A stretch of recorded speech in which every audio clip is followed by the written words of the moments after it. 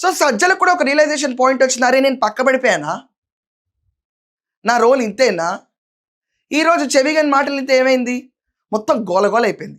అమరావతి పండగ ఒక రకంగా ఎంత దేదీప్యమానంగా జరిగిందో, ఇంకో సైడు రాష్ట్రం అంతటా, ఇన్ఫ్యాక్ట్ ఇండియా అంతటా జగన్మోహన్ రెడ్డి లాంటి సిల్లీ పొలిటీషియన్ మేము చూడలేదు అని చెప్పి మావిగన్ తర్వాత ఒక కొత్త బ్రాండ్ క్రియేట్ చేసుకున్నాడు జగన్. ఇది ఫ్యాక్ట్. ఈరోజు గుడ్ ఫ్రైడే. ఈ టాపిక్ వెళ్ళే ముందు it is an observance day. Yesu ప్రభువుని సిలువేసిన రోజు.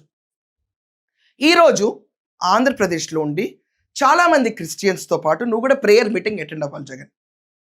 లేకుండా నిన్న గురువారం తాడేపల్లి క్యాంప్ ఆఫీస్లోని నువ్వు ప్రేయర్స్ బ్లెస్సింగ్స్ అన్ని తీర్చేసుకుని వెళ్ళిపోయావు. ఎడిటర్ ఆ షార్ట్ మళ్ళీ వేయండి ఇక్కడ.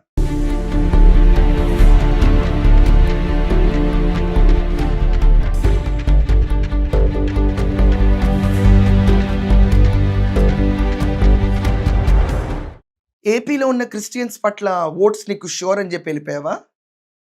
ఇక్కడ ప్రేయర్ మీటింగ్స్ అటెండ్ అవ్వాల్సిన అవసరం లేదు, ఎల్హంకాలో ఉంటే సరిపోతుంది, క్రిస్టియన్ ఓట్ బ్యాంక్ షేక్ చేయలేరు నాకు ఎవరు అన్న కాన్ఫిడెన్స్తో వెళ్ళిపోయావా? మరి లెక్కన ఉగాదికి భారతీరెడ్డిని ఎందుకు తీసుకొచ్చావు? ఎవరు అడగలా నిన్ను రాష్ట్రంలో? పోనీ ఆవిడకి ఏమన్నా మన మతాచారాలపై అంత నమ్మకం ఉందా?